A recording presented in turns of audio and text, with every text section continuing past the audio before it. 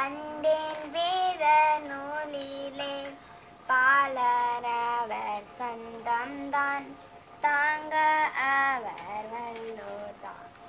ஏசு என் நேச நேச, ஏசு என் நேச நேச, ஏசு என் நேச மெய்வேத வாழ்கிறே.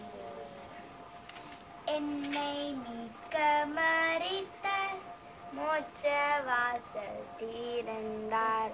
எந்தன் பாவம் நீக்குவார், பல என்னை ரட்சிப்பார்.